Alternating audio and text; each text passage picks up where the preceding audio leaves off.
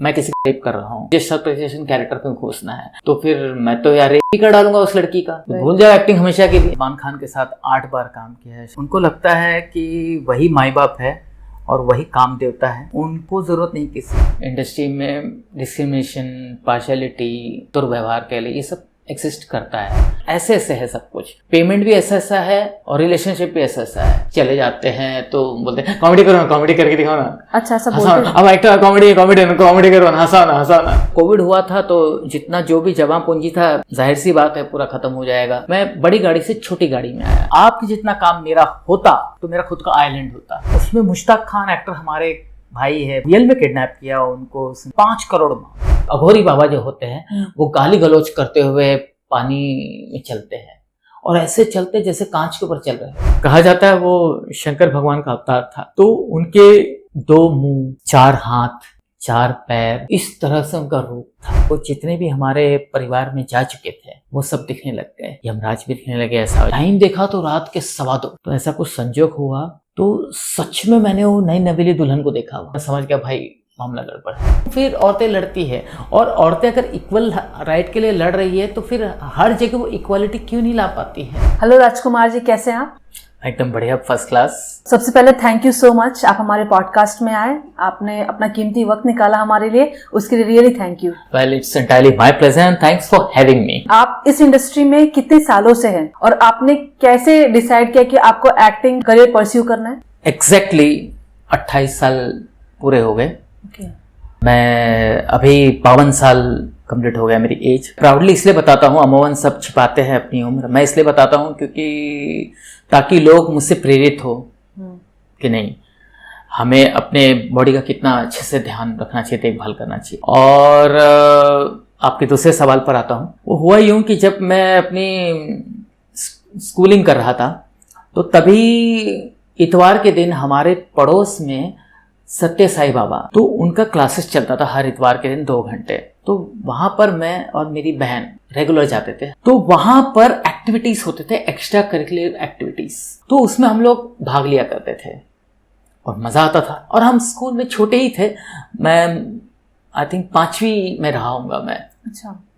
और मेरी बहन 4थी में। तो हम दोनों खूब मज़े से वहाँ जाते थे और वहाँ अच्छी अच्छी बातें सिखाते थे। फिर संस्कृत के बहुत सारे श्लोकास सिखाते थे। यही वजह है कि मुझे आज कुल 138 श्लोकास कंठस्थ है संस्कृत में।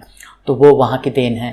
एक्टिंग जो मैं रुचि, जिसमें रुझान रखता हूँ और उसी में मैंने अपनी एक हॉबी से पैशन से आज मेरा ये प्रोफेशन बन चुका है, थैंक्स टू देम ओनली।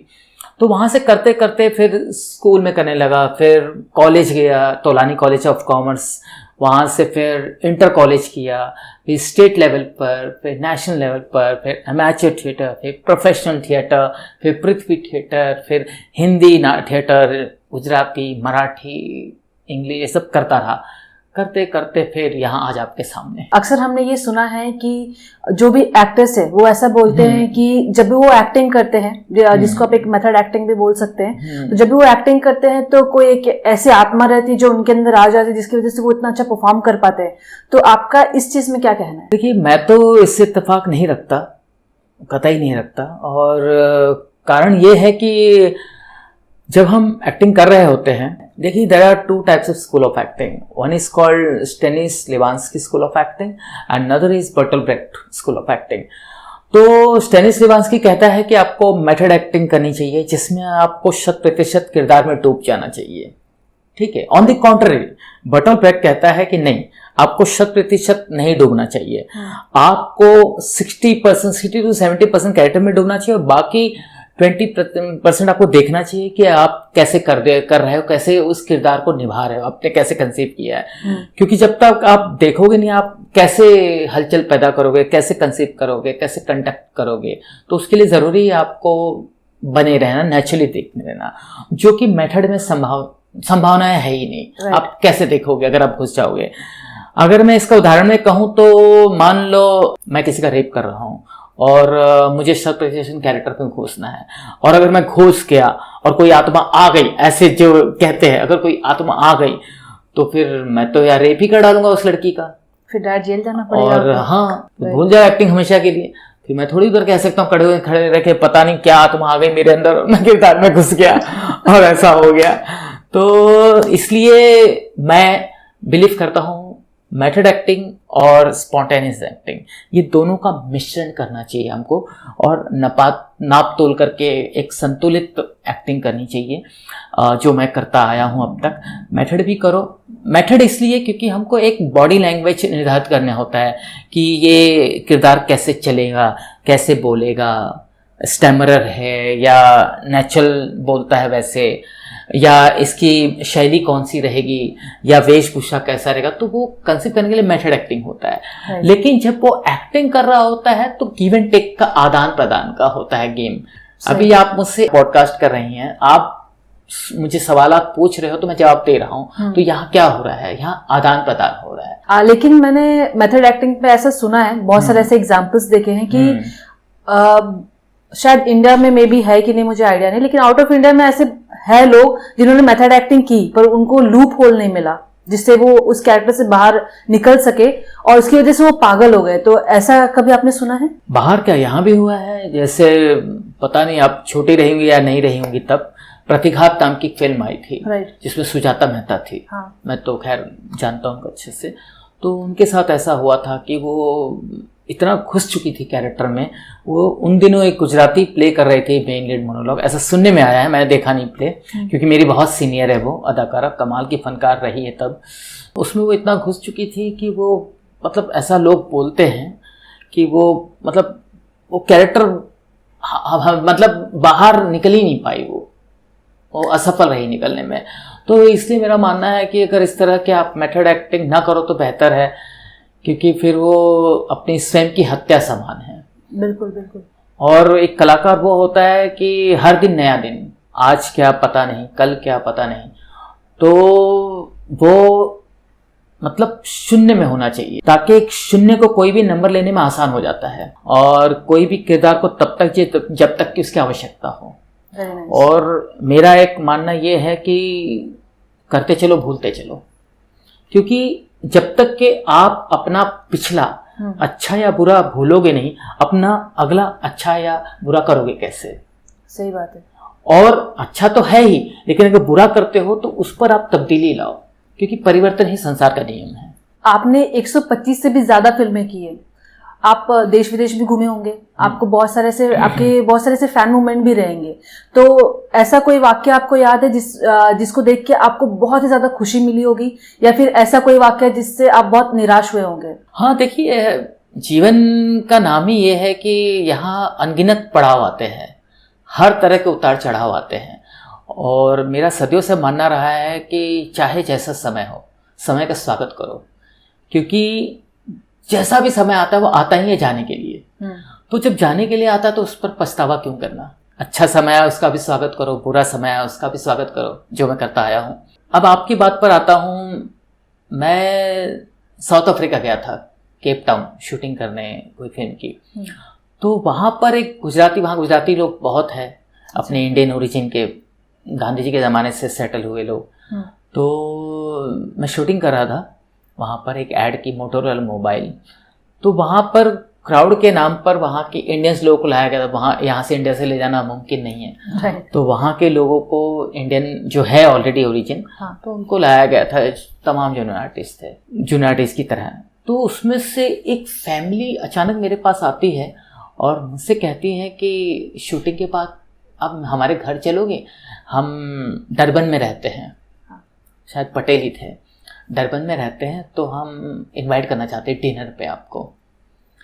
तो मैं कहा हाँ, पूछ लें कैसे, क्या मतलब आप जानते हैं? और ये क्योंकि मुझे मालूम नहीं था कि इंडिया में मेरा मतलब इंडिया के अतिरिक्त यहाँ कोई काम ज़्यादा लोग देखे। तो बोले नहीं, हमने आपकी गुजराती फिल्म देखी है। तो मेरे फैन मूवमेंट था, बोला वो बहुत पसंद आपकी। तो मेरी 3 गुजराती फिल्में मैंने की है। तो एक मेरी फिल्म थी जो बहुत सुपर डुपर हिट हुई थी, आते की भी दुनिया। अच्छा। हाँ, तो वो, और मेरी दूसरी फिल्म थी पोलम पोल, वो भी उन्होंने देखा था। तो उसके चलते मुझे उन्होंने अप्रोच किया था और मुझे डिनर पे बुलाया, मैं बाकायदा गया। मुझे इतना अच्छा लगा कि एक फैमिली, भले इंडियन ओरिजिन, लेकिन वो सैकड़ों साल पहले चले गए थे वो लोग वहाँ पर, तो मुझे गुजराती फिल्म की वजह से वहाँ पर न्योता दे रहे हैं, घर पर बुला रहे हैं, प्यार दुलार दे रहे हैं, तो ये एक फैन मोमेंट है।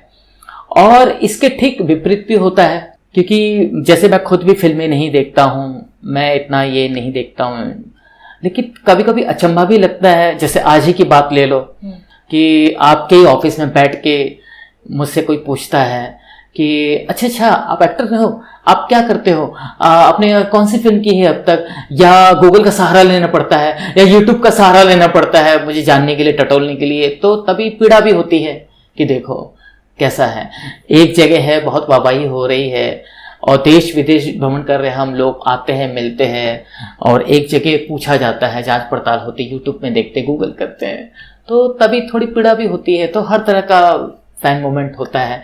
या जैसे मेरी कोई स्टाइल जैसे पॉपुलर फिल्म थी, जिसने नहीं देखी हो, स्टाइल कभी देखी ही नहीं हो, तो उनके नज़र में ऐसा होता है कि फिर स्टाइल के बाद आपने काम करना छोड़ दिया क्या? अच्छा। आप स्टाइल के बाद कभी दिखे नहीं, क्योंकि उन्होंने देखा नहीं कुछ।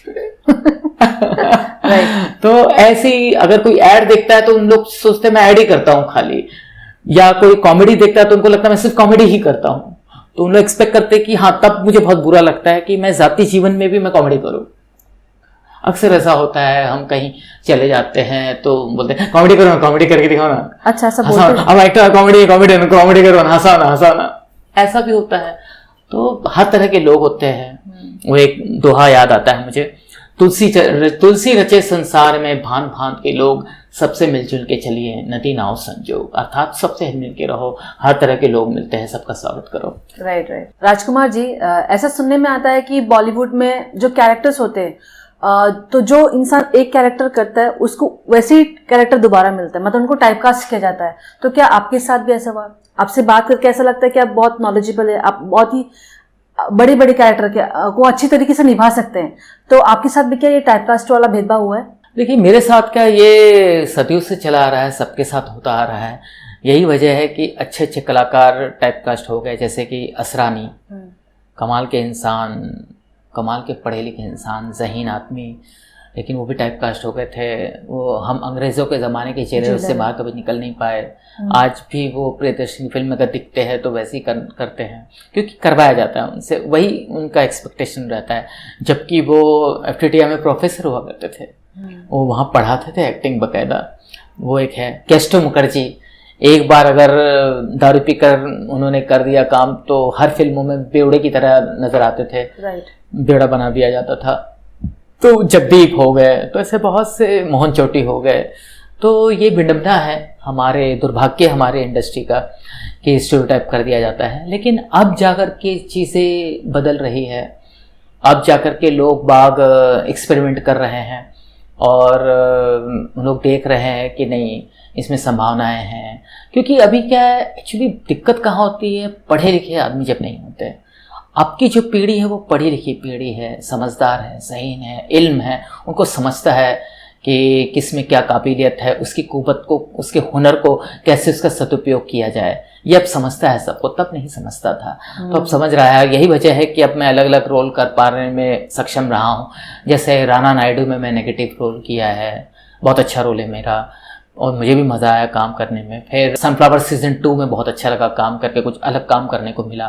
फिर ऐसी अभी जो मेरी आने वाली 5 फिल्में हैं उसमें अलग अलग किरदार कर रहा हूँ। अभी मैंने बीच में हीरोइन का फादर बना हूँ, या जैसे पहले नसीरुद्दीन शाह अनुपम खेर करते थे रोल, वैसे अब मुझे किरदार मिल रहे करने को, सीरियस सशक्त रोल अच्छे से। जब भी कोई बड़ी फिल्मों की बात होती है तो लोग उनके जो मेन कैरेक्टर, जो लीड कैरेक्टर, उनको याद रखते हैं। लेकिन ऐसे बहुत सारे नॉर्मल छोटे कैरेक्टर बोलो या फिर जिन्होंने बहुत ही अच्छा रोल किया रहता है, जिनका रोल बहुत ज्यादा इंपॉर्टेंट रहता है, कुछ लोगों को याद रहता है, कुछ लोगों को शायद याद नहीं रह पाता है।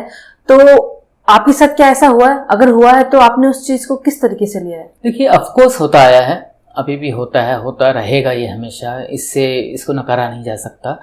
और मैं इसको स्पोर्टिंगली लेता हूँ, क्योंकि जाहिर सी बात है, जैसे मैं खुद याद नहीं रख पाता हूँ, और याद इसलिए नहीं रख पाता हूँ क्योंकि मैं भुलक्कड़, अदरवाइज मैं फिल्मों को बहुत ध्यान से देखता हूँ। हमारे यहाँ प्रॉब्लम ये है कि सब प्रीकंसीव्ड नोशन, जो अंग्रेजी वर्ड है, उस पर अटके हुए लोग, यानी साइकोलॉजिकल टेंडेंसी है हमारे यहाँ। अगर फिल्म देखने जाते हैं तो हीरो हीरोइन विलन, राइट, या कोई सशक्त कोई कैरेक्टर एक्टर होगा बस।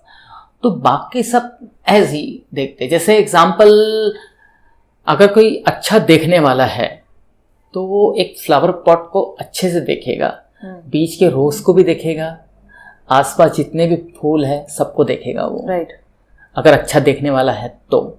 और उसके लिए बुके एकदम बहुत अच्छा लगेगा, वाह क्या फूल है अंदर। लेकिन जो मायूस है, उदास है, खटास है उसके जीवन में, और वो सिर्फ ऊंची उड़ान, झूठी उड़ान भरता है, वो सिर्फ रोज को देखेगा। अच्छा। अरे क्या, वो बुके को नहीं देखेगा, वो रोज को देखेगा, क्या गुलाब है यार, अरे गुलाब फूलों का राजा, बाकी सब क्या प्रजा है, हमको राजा से लेना देना है, राजा की फिल्म कब आ रही है, राजा की फिल्म देखेंगे, और बाकी प्रजा को से क्या लेना देना है। जबकि ये भूल जाते कि प्रजातंत्र ही चला रहा है सब कुछ। सही बात। राजा को नियुक्त करने वाला, राजा को लाने वाला प्रजा है, और जो गुलाब राजा है वो तब तक ही महकेगा जब तक कि वो साथ देंगे। बिल्कुल।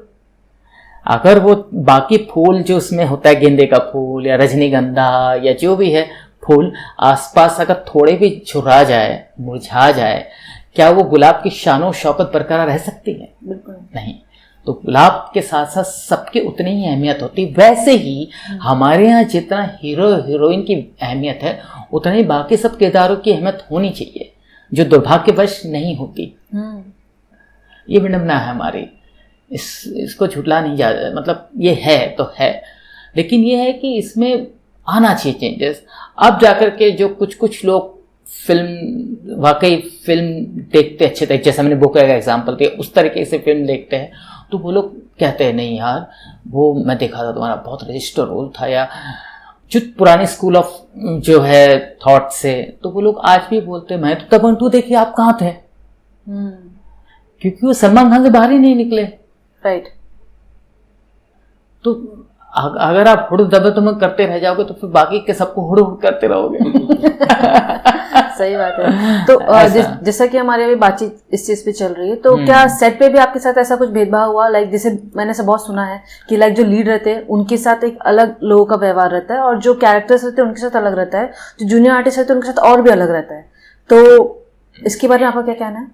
देखो, डिस्क्रिमिनेशन तो होता ही है इंडस्ट्री में, डिस्क्रिमिनेशन, पार्शियलिटी या दुर्व्यवहार कह ले, ये सब एग्जिस्ट करता है। इसलिए एग्जिस्ट करता है क्योंकि हमारे यहाँ अभी कंटेंट ड्रिवन सिनेमा अब जाकर के वेब सीरीज में आया है, लेकिन अब तक सिर्फ हीरो ओरिएंटेड फिल्में बनती थी। राइट। और हमारे यहाँ सब ऐसे ऐसे है, सब कुछ पेमेंट भी ऐसा ऐसा है, और ट्रीटमेंट भी ऐसा ऐसा है, और रिलेशनशिप भी ऐसा ऐसा है।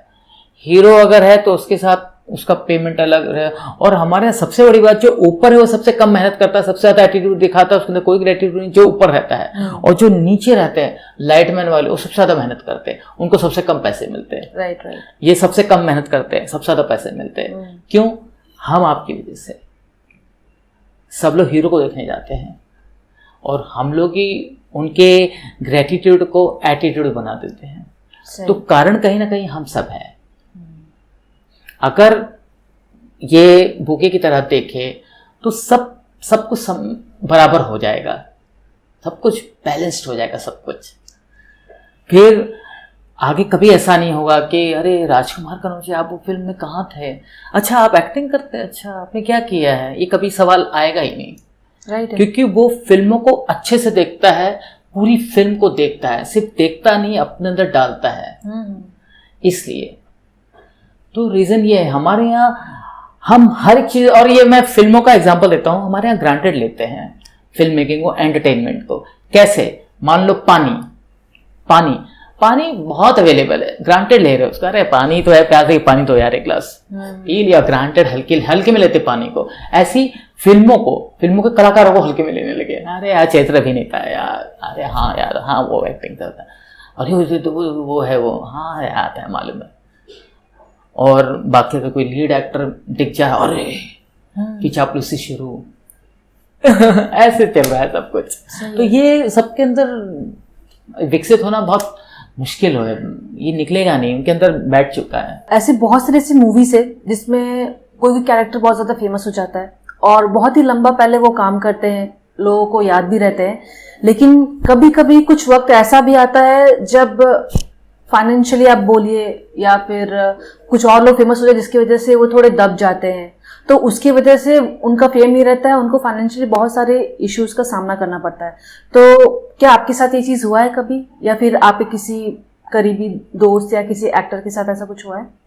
देखिए, बिल्कुल होता है, क्योंकि होता यूँ है कि जैसे मैंने कहा अभी ब्रैकेट ऊपर वाले को ज़्यादा मिलता है, तो फिर डिस्ट्रीब्यूट करते करते हमारे हिस्से में कमी आएगा, स्वाभाविक है। तो ऐसे, और अगला काम कब आना है वो भी नहीं हमें पता होता है, क्योंकि future is completely uncertain, we don't know what next, and it not only uncertain, predict भी नहीं कर सकते, कुछ भी नहीं कर सकते, ठीक है। जैसे मेरे साथ हुआ था जब कोविड हुआ, मैं तो एक्टिंग क्लब और कुछ नहीं करता हूँ, यही मेरा सोर्स ऑफ इनकम है सब कुछ। तो जब कोविड हुआ था तो जितना जो भी जमा पूंजी था, जाहिर सी बात है पूरा ख़त्म हो जाएगा, क्योंकि लंबा समय चला कोविड का। लेकिन यह है कि ईश्वर की अनुकंपा रही कि मुझे हाथ फैलाना नहीं पड़ा, क्योंकि मैंने हमेशा अपने वेल्थ मैनेजमेंट बहुत अच्छा किया है, और जमा पूंजी जैसी ख़त्म होने को लगी तो मेरे पास होंडा सिविक गाड़ी, पहले होंडा सिविक थी, तो वो बेच करके मैंने छोटी गाड़ी ले ली, क्योंकि मैं कुछ भी अपने लिए करता हूँ, दूसरों के लिए कुछ नहीं करता हूँ। तो जो मुझे ठीक लगता है वो मैं करता हूँ, जो मेरे लिए पर्याप्त है, तो मैं वो फालतू शो ऑफ में भी नहीं जाता। तो मैं इस तरह से हुआ कि भाई मैं बड़ी गाड़ी से छोटी गाड़ी में आया, लेकिन मुझे इसका कुछ मलाल भी नहीं है। मेरे को बस ये है कि मैं गाड़ी आज 24 साल से चला रहा हूँ, लेकिन मैं गाड़ी में ही हूँ, बस फर्क रहता है। फिर वो वही बात हो जाती, घड़ी, आप कोई भी घड़ी पहनो, समय वही दिखाती है। सही बात है। हाँ, तो मैं उस तरीके से चलता हूँ। हाँ, लेकिन हम लोग को स्थिति के अनुकूल अडेप्ट होना चाहिए। मेरा मानना है, मैं सबसे ज़्यादा अगर प्रेरित हूँ तो पानी से प्रेरित हूँ। I love water. थोड़ा इलाबोरेट कर सकते हैं? हाँ, अब पानी इसलिए क्योंकि मेरा मानना है पानी एक ऐसी चीज़ है, न कि सिर्फ आपका प्यास बुझाता है, आप तृप्त हो जाते हैं, बल्कि पानी से आपको बहुत कुछ सीखने को मिलता है, बहुत कुछ सीखने को मिलता है। जैसे फॉर एग्जांपल अगर आप समंदर ले लें, तो समंदर के अंदर पूरी दुनिया है ना, पूरी दुनिया है अंदर, लेकिन समंदर के अंदर एक इतनी बड़ी दुनिया है, लेकिन फिर भी समंदर कितना असाधारण, बिना हरकत किए चुपचाप रहता है, सादगी के साथ। और यही सहजता मुझे अपने भीतर लाने को जागरूक करती है कि अपने अंदर भी चाहे जो कुछ भी हो, हुनर हो, कुछ भी हो, लेकिन इसी सहजता के साथ हमको रहना चाहिए समंदर की तरह। दूसरा, समंदर कितना कुछ गंदगी देखती है और अपने अंदर आने को देती है, लेकिन समाती नहीं है, फेंक देती बाहर।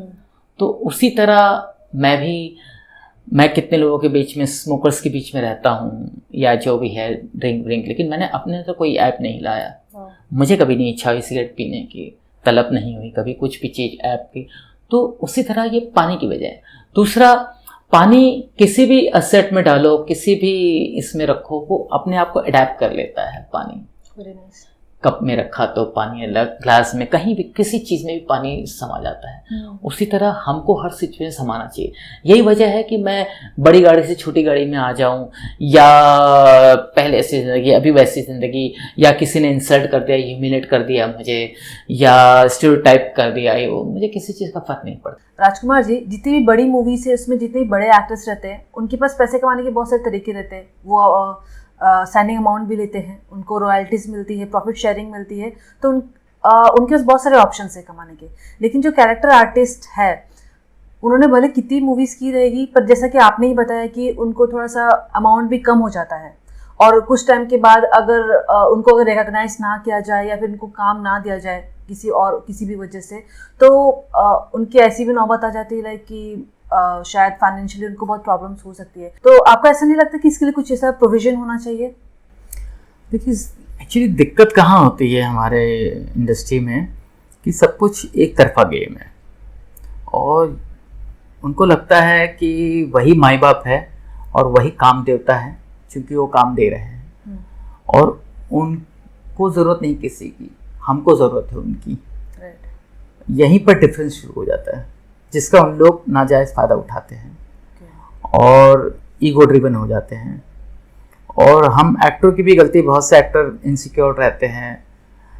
पहली बात तो पढ़े लिखे नहीं होते हैं, अपने हक के लिए लड़ना नहीं आता, समझौता कर लेते हैं, इनसिक्योर होते हैं, हालातों के साथ समझौता करके कॉम्प्रोमाइज़ करके इनसिक्योर होते हैं, फ्रस्ट्रेशन रहता है, वो भी एक पॉइंट है जिसका फ़ायदा प्रोड्यूसर उठाते हैं। डिस्पैरिटीज़ बहुत करते हैं, डिस्क्रिमिनेशन बहुत होते हैं, ठीक है। और वन टाइम पेमेंट हो जाता है। वन टाइम पेमेंट में होता यूँ है कि भाई किसी एक, जैसे एग्जांपल दूंगा क्लियर होगा, जैसे मान लो मुझे किसी ऐड के लिए ले लिया, कास्ट कर लिया, मुझे वन टाइम पेमेंट दे दिया, ये ले भाई इतना इतना फला फला पैसे तुम्हारे, हमने भी शूटिंग किया, हम पर ही भूल जाते हैं। लेकिन जैसे मेरा ऐड है, मान लो जैसे मेरा एक ऐड है एयर कंडीशन का, अब वो तो हर सीजन में चलता है, जब भी गर्मी आती है वो एयर कंडीशन चलता रहता है, वो चल रहा होता है, लेकिन हमारे अकाउंट में कुछ नहीं आ रहा होता है, उसके पैसे मिलते हैं। हाँ ऑफ कोर्स, जब भी आपका काम रिपीट होता है, आज 138 देश, इतने बड़ा दुनिया हमारा, इतनी बड़ी दुनिया है, 138 में देश है, हर जगह अलग अलग प्रांत में, अलग अलग लैंग्वेजेस में, अलग अलग कंट्री में ये फिल्में, सीरियल, एड सब जाता रहता है, तो उसका पैसा जो है वो किसको जाता है? ऑफकोर्स प्रोड्यूसर को जाता है, मेकर्स को जाता है, ठीक है। लेकिन एक्टर ऐसे ही रह जाता है। तो हॉलीवुड में, बाहर वेस्टर्न सिनेमा में ऐसा नहीं है, वेस्टर्न वर्ल्ड में, वहाँ के सिनेमा में सबको पैसा बराबर का मिलता है, प्रॉफिट शेयर किया जाता है। हमारे यहाँ प्रॉफिट शेयर नहीं होता है। अब जा करके 4 लोगों को और मिलने लगा है बहुत सारा, जैसे पहले लता जी ने आवाज़ उठाई थी, लता मंगेशकर ने, तो सिंगरों को मिलने लगा, जावेद अख्तर साहब ने आवाज़ उठाई तो लिरिसिस्ट लोगों को मिलने लगा, तो ऐसे कुछ एक म्यूजिक डायरेक्टरों को मिलने, कुछ एक लोगों को मिलने लगा, तबले लोगों को। इसी तरह मेरा मानना है, कोई फिल्म जब इतना कमाती है तो सबको पैसा बराबर का बांटना चाहिए, बिल्कुल प्रॉफिट शेयर करना चाहिए। क्योंकि अगर वो लोग कमा रहे हैं अभी, जैसे, और यही एक मज़ेदार इंसिडेंट याद आया, बोलते हैं गदर ने 1500 करोड़ कमाया, ये अभी जो गदर आई थी, ठीक है। तो उसमें मुश्ताक खान एक्टर, हमारे भाई है, बहुत अच्छे दोस्त, उनको पकड़ के किडनैप कर लिया, ठीक है। रियल में? हाँ, रियल में किडनैप किया उनको, सुनील पाल को, मैंने सुना था। हाँ, और मुश्ताक खान से 5 करोड़ मांगा। तो बोला भाई मेरे पास कहाँ इतने पैसे, 5 करोड़? बोले यार 1500-500 करोड़ आपकी पिक्चर कमा रही है, आपको 5 करोड़ तो दिए ही होंगे लोगों ने। सही है। तो उनका भी मानना सही है। हाँ। जो किडनैप कर रहे हैं, चोर डाकू लोगों का भी मानना सही है, अरे भाई इतना कमा रहे, इतना, जहाँ का ये हिस्सा है, जिस प्रॉफिट शेयरिंग का हिस्सा है, वहां से तो मिला ही होगा यहीं से इतना, हिस्सा हो ही गया। लेकिन ये नहीं है, ऐसा कुछ नहीं है, हमको एक पीनट्स दे करके साइड में कर दिया जाता है, और जो प्रॉफिट होता है फिर वही रखते हैं, तो ये गलत बात है। तो प्रॉफिट शेयर करना चाहिए, खुले दिल से, धड़ल्ले से करना चाहिए। और ये सिर्फ एक्चुअली ये सिर्फ फिल्मों में नहीं है, हमारे यहाँ सभी की, हर बिजनेस में यही मानसिकता होती है कि कम से कम में हमारा काम हो जाए, कम से कम हमको देना पड़े, और ये शोषण धड़ल्ले से हर जगह किया जा रहा है। और मेरा मानना है, शोषण करने वाला और शोषण सहने वाला दोनों बराबर पाप के भागीदार होते हैं, दोनों। क्योंकि इसलिए ना शोषण करो ना सहो, ये मेरा मानना है। तो प्लीज़ कोई भी फील्ड में आप हो, सबको दे, खुले दिल से दे, क्योंकि जब आप कमा रहे हो तो आपके नीचे जो है वो क्यों नहीं, बिल्कुल, या आप जो आपको कमाने में आपका भागीदारी है, हिस्सेदारी निभा रहा है, उसे भी कमाना चाहिए, सबको इक्वली कमाना चाहिए, ये मेरा मानना है। तो इसलिए हम जैसे सिर्फ अभिनेता को, जो मेरे भाई है, उन लोग को दिक्कत होती है, डाउनफॉल आता है उनका, क्योंकि बहुत टाइम, दूसरा काम मिलने में टाइम लग जाता है, तो वो टाइम निकालने में, और जब उनको बराबर वेल्थ मैनेजमेंट करने नहीं आता है या नहीं बच पाता है, उनको दिक्कत आती है। यही अगर उनको बराबर टाइम पर, समय अनुसार उनको प्रॉफिट शेयरिंग मिले तो उनका समय अच्छा चले। आपने जो ये बात बताई, ये एक्चुअली मुझे भी नहीं मालूम थी, और शायद बहुत सारे एक्टर्स या बहुत सारे लोगों को नहीं पता रहेगी इस चीज़ के बारे में। तो मैं आपसे एक चीज़ जानना चाहूँगी कि लाइक हमारे इधर नहीं मिलती, उनके इधर रॉयल्टीज़ मिलती है, तो एक्चुअली फ़र्क क्या है इस चीज का? देखिए, सबसे पहले तो मैं रॉयल्टी कर रहा हूँ। हाँ। और आप भी मेरे चलते रॉयल्टी कर रही है। रॉयल्टी का एक टर्म होता है जो मुझे मालूम नहीं है एग्जैक्टली अभी क्या बोलते हैं, लेकिन हम लोग उसको रॉयल्टी कहेंगे। Profit, basically it's a profit sharing ratio, right. तो मैंने कहा कि मैंने इंटरनेशनल फिल्में बहुत की है, तो ऐसी एक फिल्म कर रहा था मैं हॉलीवुड की, तो उसमें जॉन डिलॉन्ग मेरे को एक्टर थे, बहुत बड़े एक्टर है वहाँ के। हाँ। तो जॉन डिलॉन्ग के साथ मेरी बहुत अच्छी दोस्ती रही, अब भी हमारा राब्ता है। हाँ। तो बहुत अच्छी दोस्ती रही। तो जब वो इंडिया आए थे, मेरे घर भी आए थे, तो ऐसे ही जब वो देखे मेरा IMDb प्रोफाइल, मैं भी बता दूं कि हॉलीवुड में IMDb प्रोफाइल बहुत महत्व रखता है। तो जब वो मेरा IMDb प्रोफाइल देखे, बोले अरे आपने इतना काम कर रखा है, इतना काम। फिर उन्होंने अपना IMDb दिखाया, बोले ये देखो मेरा IMDb, तो उसमें सिर्फ 9 फिल्में बस, और वो भी 12 साल में, और मेरे उसके सामने ऑफिशियली 125 के ऊपर है, ऐसे तो बहुत सारी फिल्में हैं। राइट। तो बोले अगर यही काम, और मैं 12 साल में 9 फिल्में की, लेकिन और मुझे दूसरा काम मिलने में बड़ी दिक्कत होती है, तो काम मिले पता नहीं, और मैं चूजी भी बहुत हूँ, लेकिन मैं 9 फिल्में पर्याप्त थे मेरे सर्वाइवल के लिए, और मेरा बहुत अच्छा सर्वाइवल हो रहा है। क्यों? क्योंकि उससे प्रॉफिट शेयरिंग आ रहा है। अच्छा। उसने जो भी 9 फिल्में की है, वो यहाँ वहाँ देश विदेशों में जब जाती है अपने लैंग्वेज में ट्रांसलेट होकर के, तो उसका प्रॉफिट शेयर किया जाता है उसके साथ। और यहाँ पर मुझे मेरे काम कहाँ जा रहा है, क्या है, मुझे पता ही नहीं होता, ट्रांसपेरेंसी नहीं है, वन टाइम पेमेंट है, प्रॉफिट शेयरिंग है ही नहीं, तो मुझे कुछ नहीं मिल रहा है। तो उसने कहा अगर आपके जितना काम मेरा होता तो मेरा खुद का आइलैंड होता। बिल्कुल सही बात है। तो बोले वहाँ पर अधिकांश सबका अपना अपना आइलैंड ले लेते, बड़े बड़े स्टार होने के बाद एक अच्छी ज़िंदगी जीने के लिए। तो मैं बोला आइलैंड यहाँ तो मतलब एकदम वैसा मामला है, कट थ्रोट कॉम्पिटिशन है, ये वो।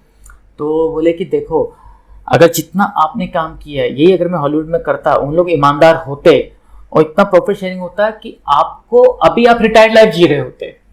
सही बात है। कहीं ऐसा उन लोग वहाँ बहुत सलीके से, जब उनको लगता है, जैसे भी मेरे एक और दोस्त है हॉलीवुड में, एमिली हैमिल्टन है, बहुत बड़ी हीरोइन है वहाँ की, मेरी आज भी से अच्छी दोस्ती है। जैसे हरीश पटेल जो हॉलीवुड के हैं, अभी आपने नाम सुना, मार्वल में काम किया है, उन्होंने इंडिया में कितना काम किया है।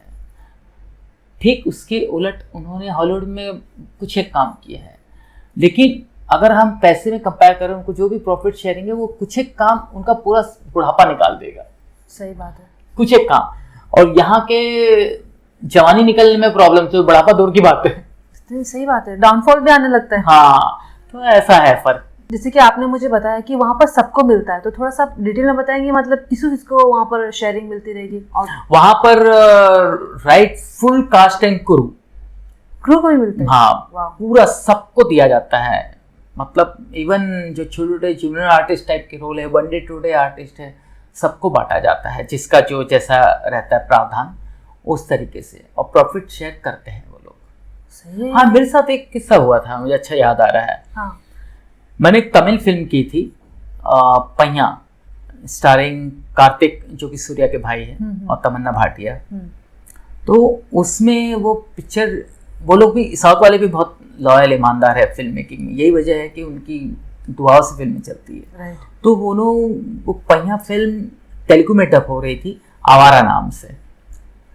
तो तभी मुझे फोन आया था कि हमारी, और मैं तो भूल गया करकोरा कि जैसे यहाँ होता है, मुझे कुछ 7-8 महीने बाद कॉल आता है कि अब ये तेलुगु में सिर्फ डब हो रही है। हाँ। तो डब में आपका खाली है ना एक ईमेल कर दो NOC का। हाँ। कि मुझे आपत्ति नहीं है ना, ठीक है। और देखा तो मेरे अकाउंट में 2 आ गया। अरे वाह। कि अकाउंट हैज बीन क्रेडिटेड, और उन्होंने मुझे उतना ही पैसा दिया जितना मुझे फिल्म के दौरान दिया था। Very nice. और मैंने कुछ योगदान नहीं, सिर्फ मैंने NOC दे दी, मुझे कोई आपत्ति नहीं है। तो ये होती है ईमानदारी। हमारे यहाँ तो कई सारी फिल्में अलग अलग डब होके यहाँ वहाँ जाते रहती, घूमती रहती है, और हम घर में मुफ्त में खुश हो रहे होते हैं, मैसेज कर रहे होते हैं रिलेटिव लोगों को, अरे मेरी पिक्चर आ रही है देख लो यार। हाँ। ऐसा तो होना चाहिए, आवाज उठानी चाहिए हम सबको। ये कॉन्सेप्ट किसी को मालूम ही नहीं रहेगा।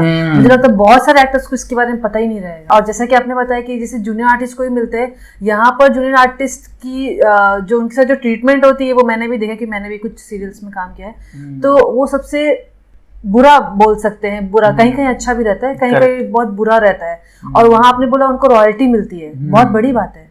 राजकुमार जी, आपसे बात करके रियली बहुत ही अच्छा लग रहा है, बहुत कुछ जानने को मिल रहा है। इस इंडस्ट्री में सबका जो मेन सपना होता है 3 खान के साथ काम करने का, और आपने तीनों के साथ काम किया है, तो हम जानना चाहेंगे आपका एक्सपीरियंस कैसा रहा। देखिए, हर एक स्टार अपने में तरीके से अलग ढलग रहता है, वैसे ही मैंने पाया भी उनको। मैंने सलमान खान के साथ 8 बार काम किया है, शाहरुख खान के साथ 3 बार किया है, फरदीन खान के साथ किया है, रणबीर कपूर के साथ किया है, और भी बहुत सारे हैं जिनका मुझे नाम अभी याद नहीं आ रहा है। आमिर खान जी के साथ नहीं, आमिर के साथ काम नहीं किया, लेकिन मैंने गप्पे बहुत लड़ाए हैं। हाँ, उनके भाई के साथ कोविड के दौरान मैंने फिल्म की थी, जिसमें मेन कॉमेडी था उनके भाई फैजल खान, मेरे अच्छे दोस्त थे, पहले से ही दोस्त थे, हमने थिएटर किया साथ में, तो उनकी फिल्म की थी मैंने, फैक्ट्री, तो जिसके वो राइटर, डायरेक्टर, प्रोड्यूसर और मेन हीरो थे। लेकिन ये कि आमिर खान साहब के साथ बहुत बार गप्पे लड़ाए हैं, अच्छे से जानते हैं। आपका एक्सपीरियंस कैसा रहा सलमान खान सर के साथ, शाहरुख खान सर के साथ? मैंने जैसे पहले कहा कि अलग थलग रहता है, सबका अपना अपना व्यक्तित्व रहता है, लेकिन अपनी अपनी तरीके से सब बिहेव करते हैं, और मेरा मानना है, सीधी सी बात है कि अगर हम अच्छे तो सब अच्छे।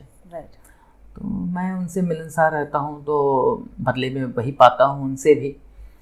लेकिन फिर भी मुझे व्यक्तिगत रूप से मुझे शाहरुख के साथ काम करना बहुत अच्छा लगा, और मैंने जो 3 बार काम किया, तीनों के प्रोड्यूसर भी वही थे। पहेली की मैंने, फिर भी दिल हिंदुस्तानी की, और केबीसी आता था उनका, तो उनका प्रोमो मैंने किया है। हाँ। तो बहुत ही अच्छा रहा। Is a very good producer. Shahrukh Khan मतलब कमाल का बंदा है, कमाल के इंसान है हर तरीके से। अगर शाहरुख खान के बारे में कहे तो क्यों, पता है, एक तो ये कि he is very learned, well learned man, बहुत इंटेलिजेंट है, पढ़े लिखे हैं, अच्छे बैकग्राउंड से ताल्लुक़ रखते हैं, स्पॉन्टेनियस एक्टर है, स्पॉन्टेनिटी में बहुत बिलीव करते हैं, और को एक्टर को भी समझते हैं, साथ देते हैं, खुलने का मौका देते हैं। प्रोड्यूसर मैंने इसलिए अच्छा कहा, वो पैसे देने में हिचकिचाते नहीं हैं, वो दिलेर आदमी हैं। इनफैक्ट मुझे बहुत अच्छे पैसे दिए उन्होंने, जब तब काम किया उनके साथ, मैं सदा कृतज्ञ रहूँगा उनका। वो वैसे है कि भाई अगर प्रॉफिट हुआ तो हमसे लेंगे, लॉस हुआ तो मेरा, क्योंकि वो मैंने रिस्क लिया है, इस टाइप का है व्यक्ति वो। And very good human being to know, and good actor to work with. Sir, मैं आपसे जानना चाहूँगी कि आप लक में बिलीव करते हैं या फिर मेहनत में? देखो, गीता का उद्देश्य है कर्मण्येवाधिकारस्ते मा फलेषु कदाचन, यानी आप कर्म किए जाओ बिना फल की इच्छा किए। ये रॉन्ग है। मेरा मानना है कर्म किए जाओ, साथ ही साथ फल की इच्छा भी रखो। हाँ, लेकिन ये मत देखो कि वो फल मीठा है, खट्टा है या कड़वा है। फल फल होता है, मिलता हर एक चीज़ पे है। कैसा भी काम करो, फल तो मिलेगा ही आपको। और वो फल चखना भी चाहिए आपको, और फल की इच्छा भी करनी चाहिए, और फल चखना भी चाहिए। चखना इसलिए चाहिए कि अगर उसमें खटास है तो मिठास कैसे आए, अगली बार और कितना मेहनत करो कि मिठास आए और मैं मीठा फल खाऊं। तो ये एक है। और मेहनत, आपको निरंतर गतिशील रहना होगा, तभी आप प्रगतिशील बनोगे। तो मेहनत करना अनिवार्य है, ठीक है। श्रमदान का योगदान सबसे बड़ा दान होता है, महादान होता है, ठीक है। लेकिन everything set and done, at the end of the day luck counts a lot, और लक होता है, लक फैक्टर होता है। यही वजह है कि हर कोई अमिताभ बच्चन नहीं बन जाता है, हर कोई शाहरुख नहीं बन जाता है। काम हर कोई कर रहा होता है। इस पर मुझे बहुत अच्छा दोहा याद आ रहा है कबीरदास का। चलती चक्की देख कर देख कबीरा रोए, चलती चक्की देख कर देख कबीरा रोए, 2 पाटों के बीच में साबुत बचा न कोई। यानी कि सैंडविच की तरह भी है लाइफ सबकी। ऐसे हम सब बीच में, या मिडिल क्लास कह लो, तो सब बीच में है, और सब दब रहे हैं, दबा रहे हैं। श्रमदान हो रहा है, योगदान नहीं हो रहा है, टॉर्चर हो रहा है, शोषण हो रहा है, ये सब है। लेकिन ठीक इसके उल्टे कबीरदास के बेटे थे, ये बहुत कम लोगों को मालूम है। कबीरदास के बेटे थे कलाम नाम से। वो पूरी जिंदगी इनके एक तरह से वो पिताजी के अगेंस्ट टाइप के थे, तो वो पूरी जिंदगी इनके सारे जितने भी उनके अध्याय थे, जो भी वो लिखते थे, दोहा का ठीक उलट फेर किया। आप वो दोहा देखिए, सुनिए उनके बेटे क्या बोलते हैं, जिस पर मैं इस्तेमाल करता हूँ, और यही वजह है कि मैंने वो गीता के उपदेश को इस तरह से कहा। वो क्या कहते हैं, चलती है चक्की तो चलन दे, चलती है चक्की तो चलन दे, पीस पीस आटा होए, जो लगा रहे खेल से बाल ना बाका होए। तो वो खेल से कौन लगा हुआ है, लता मंगेशकर, बच्चन साहब, शाहरुख खान, सचिन तेंदुलकर, ये सब लगे हुए, इसलिए उनका बाल बाका नहीं हुआ और वो निकल गए। और इसमें कौन निकल गया, कामले निकल गए। ये हो तो ऐसे होता है, तो दोनों तरह के होते हैं, लेकिन कहीं कहीं कभी कभी लक साथ देता है। ऐसा कहा जाता है कि हमारे अगर पिछले जन्म के कर्म अगर अच्छे रहते हैं तो हमको इस जन्म में उसका फल मिलता है, तो क्या आप इस चीज पे बिलीव करते हैं? देखो, मेरा मानना है आप सिर्फ कर्म किए जाओ और बाकी अगला पिछला छोड़ दो। ऊपर विधि का विधान है सब कुछ, और सब कुछ सुनिश्चित है। लेकिन हाँ, हाथ में हाथ धरे मत बैठो, छटपटाते रहो, उसके प्रति लगे रहो निरंतर। जब तक आप लगे नहीं रहोगे कैसे कुछ होगा। आप ही को देख लो, आप लोग लगे पड़े हो तो तभी तो कुछ होगा। जब लगोगे ही नहीं तो फिर आगे कैसे होंगे। राजकुमार सर, आपने बहुत सारी कंट्रीज ट्रैवल की है, तो क्या कभी आपने ऐसे सुपरनेचुरल एक्टिविटीज भी आपने ऐसा फेस किया है? देखो क्या होता है, अगर इस दुनिया में भगवान है, ऑफकोर्स है, अगर मगर नहीं हमें कहना चाहिए, है ही, तो जाहिर सी बात है शैतान भी होंगे। राइट। तो दोनों से पाला पड़ता है। और मैंने ईश्वर का भी साक्षात्कार किया है इनडायरेक्टली। उसका तो हमारे में इतनी हमारी औकात नहीं, इतनी बिसात नहीं कि हम ईश्वर को देख पाए, लेकिन महसूस कर पाया हूँ। मैं 2-4 मतलब मैं हिमालय गया था, लद्दाख गया हूँ, तो वहाँ पर खासकर लद्दाख जब मैं गया था, वहाँ पर मुझे लगा कि हाँ, यहाँ भोलेनाथ रहते होंगे, क्योंकि बड़े बड़े पहाड़, उस पहाड़ों से घिरा हुआ है, रंग बिरंगी पहाड़ है, मैग्नेटिक पहाड़ भी है वहाँ पर। तो मुझे ऐसा लगा कि भोलेनाथ बाबा ऐसी, मैं भोलेनाथ बाबा का भक्त हूँ, तो भोलेनाथ बाबा ऐसे ही रहते होंगे कि बड़े बड़े जो पहाड़ है वो उनकी 4 दीवारें होंगी, और जो खुला आसमान है उनका छत। राइट। और उतना विशाल काय होंगे कि चलते होंगे, वो पहाड़ भी उनके सामने बौने लगते होंगे, तो पहाड़ों को ऐसे देख के चलते होंगे, और हम वहां ऐसे बौने की तरह खड़े। तो जब मैंने वहां देखा कि आसमान भी वहां रंग बदलता है, पहाड़ अपना रंग बदलता है, जैसी धूप गिरती है वैसे पहाड़ों का रंग बदल जाता है, रंग बिरंगी पहाड़ का मैंने वहां दर्शन किए, तो जाने अनजाने मेरे को ईश्वर के दर्शन हो गए। वहां प्रतीत हुआ कि यहीं पर भोलेनाथ का निवास होगा, और वो मुझे हिमालय से ज्यादा अच्छा लगा। फिर मैं हिमालय गया, बद्रीनाथ गया था मैं, तो वहां पर भी मतलब मुझे ईश्वर के होने का साक्षात्कार हुआ। मैंने वहां, बहुत कम लोगों को दिखता है, ओम दिखता है बर्फ के पहाड़ों में, तो मैंने वो ओम की छवि देखी वहां पर। फिर बाद में मैंने वहां बहुत से ऐसे साधु संतों से मिला जो 200 साल से भी ज्यादा साल के जी रहे हैं। कई साधु संत ऐसे युगों से वहां पर साधना में बैठे हुए हैं, एक टक लगाए तप कर रहे हैं। ऐसे भी लोगों से वहां मुलाकात हुई मेरी, और मैं सौभाग्यशाली हूँ। मैं एक से एक महानुभाव से, आत्माओं से मेरा वहां मिलन हुआ, और हॉरर एक्सपीरियंस तो नहीं, लेकिन अद्भुत अनोखा एक्सपीरियंस हुआ। जैसे कि वहाँ कुत्ते, जिसको श्वान कहते हैं अच्छे संस्कृत वर्ड में, वहाँ कुत्ते मुझे ऐसे दिखे कि वहाँ कैसे उन लोग सर्वाइव कर रहे होंगे पता नहीं। कभी मैंने उनको खाते हुए नहीं देखा, शौच करते हुए नहीं देखा, हाँ, लघु शंका करते हुए नहीं देखा कुत्तों को। और वो श्वान घूम रहे हैं, और अगर आप दिशाहीन हो जाते तो आपको दिशा दिखाता है। अच्छा। और फिर गायब हो जाता है। ये मेरी आंखों के सामने हुआ। फिर वहां कुछ साधु संत मैंने देखे जो पानी के ऊपर चल रहे होते, ये मैंने देखा, पानी के ऊपर चल रहे हैं। मैंने पूछा भी कुछ साधु संतों से कि आप पानी के ऊपर कैसे चल पा रहे हो। अघोरी बाबा जो होते हैं वो गाली गलौज करते हुए पानी में चलते हैं और ऐसे चलते जैसे कांच के ऊपर चल रहे हो, एकदम प्रॉपर दे वॉक। तो और इतनी ठंडी वहां, लेकिन उसमें वो लोग निवस्त्र रहते हैं। तो मैंने जब पूछा पाछा तो वो बोलते हैं ये कोई जादू नहीं है, जादुई शक्ति नहीं होती, ये उनकी योग साधना है, जिसकी वजह से उनको वेदर का भी फर्क नहीं पड़ता है। अगर वेदर बहुत ठंडा है तो अपने आप को वो लोग गर्म कर लेते हैं, इसलिए वो लोग निवस्त्र घूम पाते हैं। और उनको अपनी उम्र भी काबू करने को आता है।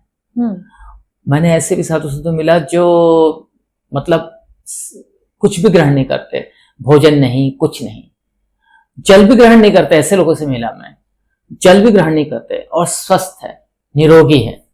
तो ये सब चमत्कारी है, ये कि इस ब्रह्मांड में ही मुनासिब है, ये मैंने देखने को मिला। तो ये सब बात रही जग दुनिया की। अब जैसे आप बोले कोई ऐसा एक्सपीरियंस साझा कीजिए, तो मुझे एक इंसिडेंस याद आ रहा है। मेरे पापा की बुआ को बेटा हुआ था जो भोलेनाथ का अवतार माना जाता था। और वो pregnancy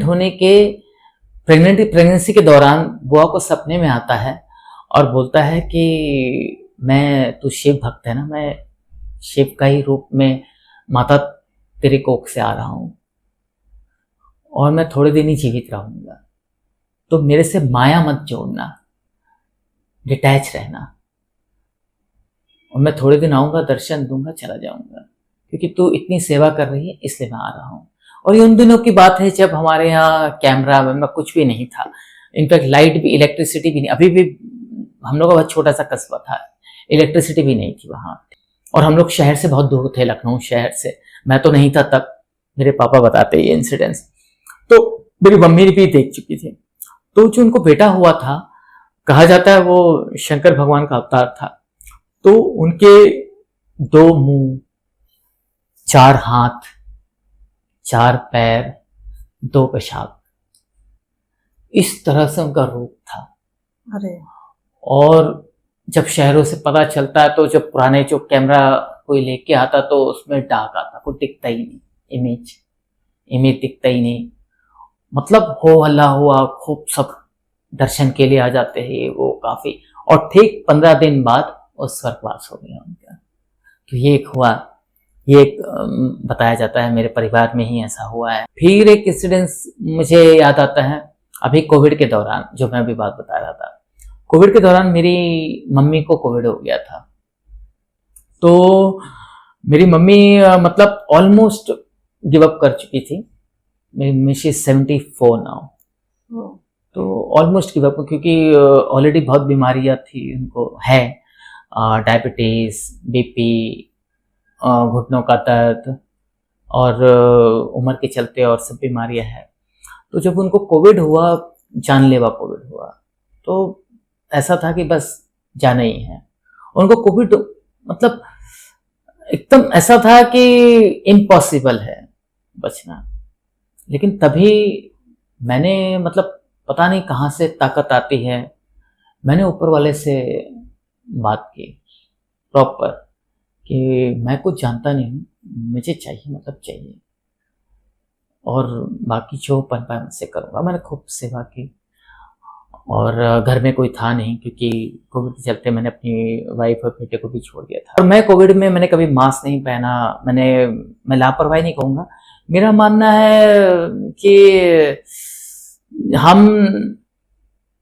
we should be responsible for ourself. और ये मैन मेड था, ये मेरा मानना है। वो एक अलग सब्जेक्ट है, उस पर जाकर के फायदा नहीं, बट मैं कन्विंस था it's a man made thing. लेकिन अगर हो जाए तो even man can not save you, and be it doctors or whomsoever. Anyway, to cut a long story short, to be precise rather, तो मेरी मम्मी एकदम गिव अप कर चुकी थी। लेकिन मैंने नहीं। इतना तक कि मम्मी को जितने भी हमारे परिवार में जा चुके थे वो सब दिखने लग गए, इंक्लूडिंग माय फादर, मेरे चाचा, सब दिखने लग गए। बोलते हैं कि मरने के पहले जो आपके परिवार के सदस्य मर जाते हैं वो दिखने लग जाते हैं आपको। यमराज भी दिखने लगे, ऐसा जैसा उन्होंने विवरण दिया मुझे कैसा सा था, और मुझे लेने आए हैं। और मेरी अंतिम इच्छा है कि मेरे नाती को दिखा दे, फोटो दिखा दे, बस फोटो या वीडियो कॉल जो कुछ है। तो मैंने कहा रुक, और मैं लिटरली मतलब ऊपर वाले से मैंने दरख्वास्त की, गुजारिश की और मिन्नतें की, मतलब मैं वो कोई भी हाल में चाहिए, मतलब चाहिए, मैं कुछ जानता नहीं हूँ। तो बोलते हैं जब आप शून्य मन से ऊपर वाले से एक शिद्दत और इबादत भरे दरख्वास्त करते हो तो सारी चीज़ें संभव हो जाती हैं। और वाकई पता नहीं क्या ऐसा चमत्कार हुआ, बिना इलाज के, बिना किससे, वो फिर से अच्छे से हो गई पूरी तरह से। तो ऐसा भी होता है। तो ये चमत्कार देखा। तो मैंने जैसे कहा शैतान भी है, भगवान भी है। फिर शैतान पर आता हूँ, ये तो हो गया भगवान के करिश्मे। शैतान पर आता हूँ, एक वनराई कॉलोनी है हमारे यहाँ, जोगेश्वरी कोरेगांव हब मॉल करके एक जगह है, उसके सामने ठीक वनराई कॉलोनी, जो एक ज़माने में स्ट्रगलर्स कॉलोनी माना जाता था। जितने भी फिल्म में जो स्ट्रगल कर रहे होते हैं, राजपाल यादव, निर्मल पांडे और भी बहुत से एक्टर, इरफान खान, सब वहीं पहले रह चुके हैं। तो उसको स्ट्रगलर्स कॉलोनी का नाम दिया गया था, वनराई। और हाईवे में सिर्फ वही एक बस्ती थी और आगे कुछ नहीं था, लेफ्ट राइट सिर्फ वही थी जो हाईवे के पास ही था। ठीक है, तो वनराई कॉलोनी नाम से अभी भी है वहां पर। अभी तो पूरी दुनिया आ गई वहां पर, बहुत डेवलपमेंट हो गया। जैसे मुझे लगता था भाईंदर के अंदर कुछ नहीं है, लेकिन अभी भाईंदर में सब कुछ समंदर आ चुका है। वैसे ही वहां अभी पूरा डेवलपमेंट हो गया। तो जब नहीं था तो बहुत बार मुझे लोग कहते थे वहां एक औरत बन ठंड के, एक नई नवेली दुल्हन सज धज के बस स्टॉप पे खड़ी रहती है रात को। तो ऐसा कुछ संजोग हुआ कि मैं वहाँ किसी एक्टर को मिलने गया था, मुझे याद नहीं है, बहुत पहले की बात है। तो मेरे पास काइनेटिक हुआ करती थी 2 व्हीलर, और मैं गया तो सच में मैंने वो नई नवेली दुल्हन को देखा वहाँ। टाइम देखा तो रात के 2:15, और वो फुल नई नवेली दुल्हन। मेरे को याद आ गया, मैं समझ गया भाई मामला गड़बड़ है। ठीक है, तो हमेशा की तरह मैं हनुमान चालीसा पढ़ने लगा, संकट मोचन को याद करने लगते हैं हम भोलेनाथ के साथ साथ, उन्हीं का रूप है, स्वरूप है। तो मैंने एकदम रिलैक्स होकर मैं हनुमान चालीसा पढ़ने लगा। डरने लगा? और जैसे आप मुस्कुरा रही वैसे वो भी मुस्कुरा रही थी मुझे देख देख कर। अरे ठीक है, वो भी मुस्कुरा रही है। आपको डर नहीं लगा? नहीं, मैं हनुमान चालीसा, जब हनुमान जी हैं तो क्या। और मुझे मालूम है कि जब तक आप चालीसा अगर आपको कंठ से पढ़ते रहते हैं, आपके आ ही नहीं सकता कोई सामने। संकट मोचन ऐसी थोड़ी कहते हैं हम।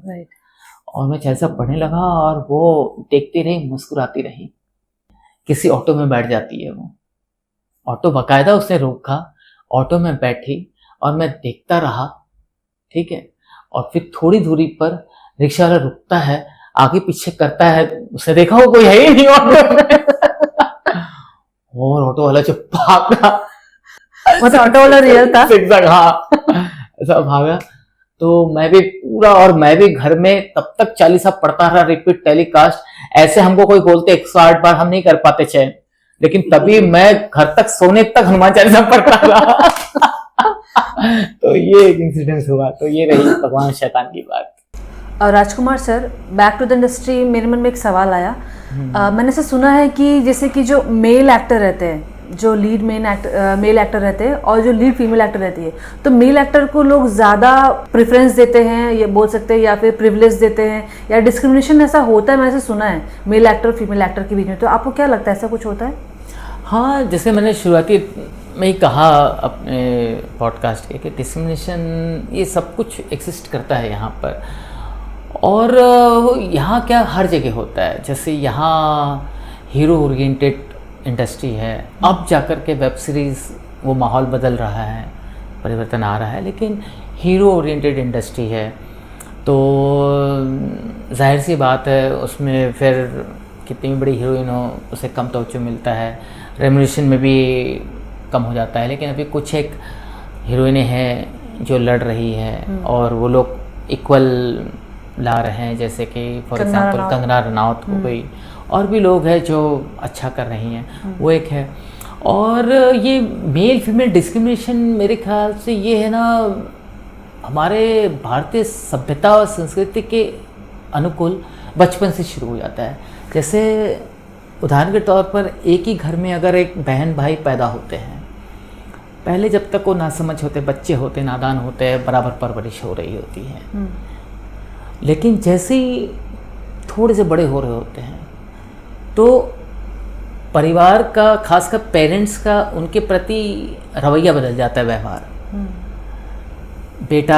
बेटे को अगर पेशाब लगती है तो बाहर मुड़ के आ जाता है या बातों में चले जाता है, दरवाज़ा खोल के अपना कर खोल लिया, पैंट खोल के। लेकिन अगर बेटी होती है तो फिर मापदंड रोक टोक शुरू हो जाता है। टीवी देख रही होती है, बेटा फ्रॉक नीचे करो, अच्छे से बैठो, माँ टोकेगी अक्सर कि फ्रॉक सीधे करो, अच्छे से बैठो, बेटा बाथरूम बंद करके अंदर करो, बाथरूम पहले दरवाज़ा बंद करो, हाँ वेरी गुड, ऐसा ऐसा। या उसे हमेशा वो बेटे में फ़र्क बचपन से शुरू हो जाता है और निगरानी में रहते हैं। राइट। मतलब विशेष तौर पर उसकी माँ उसकी सीसीटीवी बन जाती है बेटी की। ठीक है। और बेटा बिंदास रहता है, बेटे को कुछ नहीं, एकदम अच्छे से उसकी परवरिश धड़ल्ले से हो रही होती है, जबकि दोनों उम्र के एक ही पड़ाव में हैं। Right. दोनों हम उम्र है लेकिन फिर भी डिफरेंस है। यही वजह है कि यहाँ पर फिर लड़के को लगता है यार, तब तो उसको कुछ मालूम नहीं है सेक्सुअल ओरिएंटेशन क्या है, उसको कुछ मालूम नहीं। फिर उसको लगता है यार कुछ तो अलग है, और जैसे सीआईडी में भैया कुछ तो गड़बड़ है। फिर वो बोलता कुछ तो गड़बड़ है, बच्चा बोलता है बेटा यार बहन को ऐसा क्यों, मेरे साथ ऐसा क्यों, वो अलग। फिर उसको दिमाग में आता है कि वो अलग है। फिर उसके दिमाग में आता है कि डिस्क्रिमिनेशन, अच्छा मैं लड़का हूँ, वो लड़की है। यहाँ से शुभारंभ होता है भेदभाव का, कंपैरिजन का, इनइक्वालिटी का, कि हम दोनों अलग हैं, कुछ तो अलग है, लेकिन क्या अलग उससे मालूम नहीं, और ना ही वो पूछने में इतना सामर्थ्य है, ना ही पेरेंट्स बताएंगे कि क्या अलग है।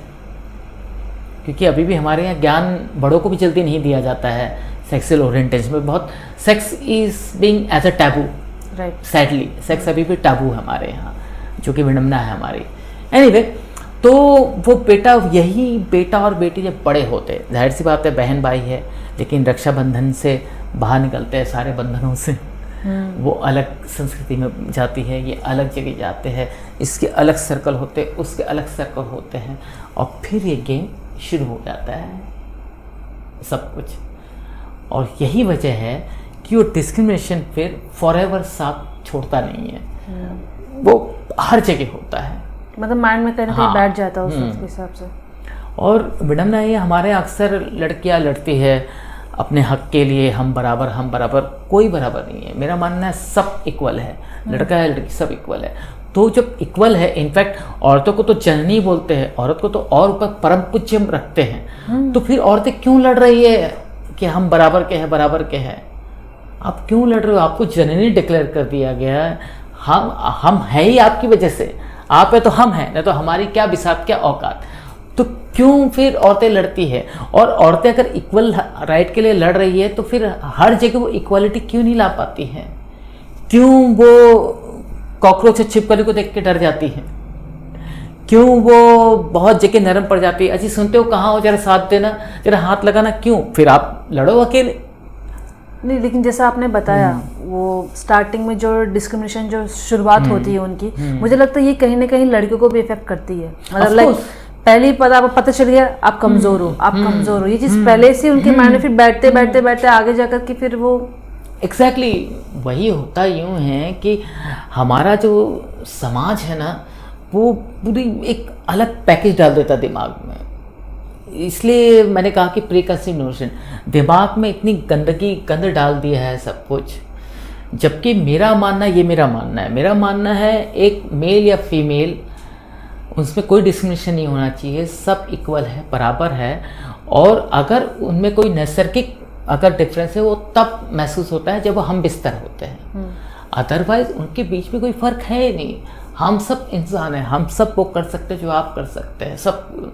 तो क्यों फिर ये भेदभाव क्यों? तो वो दुर्भाग्यवश ये भेदभाव हर जगह हर क्षेत्र में आ गया है। तो इंडस्ट्री में भी है, यही वजह है कि हीरो जो है उम्र दराज हीरो भी हीरो ही बन करके रहता है एंड तक, लेकिन उनके साथ की जो हीरोइन है वो माँ बन जाती है। बच्चन साहब के साथ जो उनकी हीरोइन थी वहीदा रहमान, वही एक पिक्चर में उनकी माँ बन जाती है। तो यही रीज़न है। तो ये सब मिटना चाहिए, डिस्क्रिमिनेशन, ये वो, inequality, everything should be at par and it should be very balanced. You see, balance हर चीज़ में होना चाहिए। रिलेशनशिप में भी, पति पत्नी का रिलेशनशिप हो, लिव इन में हो, कैसे भी हो, आप मेंटेन करना बहुत ज़रूरी है। बैलेंस करना बहुत अनिवार्य है। जब तक आप बैलेंस नहीं करोगे कैसे चलेगा। इसी बात में मेरा एक सवाल मन में आया कि जो इंडस्ट्री है, इंडस्ट्री में बहुत सारे हम ऐसे ब्रेकअप्स और पैचअप्स और डिवोर्स, ये सब चीज़ देखते हैं। तो जैसे आपने बोला कि बैलेंस होना ज़रूरी है, तो आपको क्या लगता है कि उनके बीच में बैलेंस नहीं है, या फिर आखिर क्या कमी जिसकी वजह से ये चीज़ हो रही है? आपके हिसाब से क्या है ये? देखो, मेरे हिसाब से जब पति पत्नी में नहीं बनती या गर्लफ्रेंड बॉयफ्रेंड में नहीं बनती, जो भी है, किसी भी रिश्ते में, हर रिश्ते की बात कर रहा हूँ मैं, बहन भाई, माता पिता, या दो दोस्तों के बीच में कब नहीं बनती, कब डिवोर्स होता है, कब अलग हो जाता है, कब पैचअप नहीं होता है, कब ब्रेकअप हो जाता है, ये तब होता है जब एक्सपेक्टेशन दुख का सबसे बड़ा कारण है। राइट। उम्मीद आप बहुत जोड़ लेते हो, हस्बैंड वाइफ से उम्मीद बहुत जोड़ता है, वाइफ हस्बैंड से, सब उम्मीदें बहुत जोड़ते हैं, कंपैरिजन बहुत करते हैं। अगर वाइफ कंपेयर करेगी, मेरी साड़ी भला उसकी साड़ी से सफ़ेद कैसी, ये वो, अगर ये सब कंपैरिजन आ जाएगा, एक्सपेक्टेशन आ जाएगा, तो डिसलॉयल्टी आएगी। राइट। तो ये सब होना ही नहीं चाहिए। वेल कंटेंट जिस दिन हो जाए कि नहीं सब कुछ पर्याप्त है। हमारे यहाँ दिक्कत ये है कि जो है उसका स्वागत नहीं करते, जो नहीं है उसके लिए रोते हैं। राइट। मतलब अगर 1 RK है, 1 BHK है, तो उसके लिए खुश नहीं हो रहे हैं, लेकिन सामने वाले का 2 BHK और उसके पास नहीं है, उसके लिए रो रहे हैं। और यही दिक्कत हो जाती है, और इसलिए फिर उम्मीद दुख का कारण बन जाता है। तो ये सब रिश्तों नातों में नहीं होना चाहिए। जितना हो सके उतना खुश रहो। आप हर एक चीज़, बस कोशिश ये करो आपसे किसी को क्षति ना पहुँचे, किसी को तकलीफ ना पहुँचे आपसे, ये कोशिश रखो। शिकायत का मौका मत दो किसी को, एकदम चुपचाप जियो और जीने दो। ये फिलॉसफी जिस दिन रखोगे, बिना उम्मीद किए, बिना कंपैरिजन किए, डिस्क्रिमिनेशन किए, आप कभी मतलब सैड हो ही नहीं सकते हो। हमेशा खुश रहोगे। Happiness is the key for good survival. Rajkumar ji, आपके पास इतनी नॉलेज है शेयर करने के लिए कि शायद मुझे लगता है वक्त कम पड़ जाएगा हमें, और ये वीडियो काफ़ी ज़्यादा लंबा हो गया है। तो अगर ये वीडियो लोगों को पसंद आया तो डेफिनेटली हम इसका पार्ट 2 बनाएंगे, आपको दोबारा बुलाएंगे और बाकी और चीज़ों पे ज़रूर इसके बारे में बातचीत करेंगे। थैंक यू सो मच, आप यहाँ पर आए, अपना कीमती वक्त दिया, really thank you. Thank you so very much. इसीलिए कहा जाता है कि समय बड़ा बलवान, इसे कहते हैं समय का अभाव, समय का प्रभाव। सही बात है।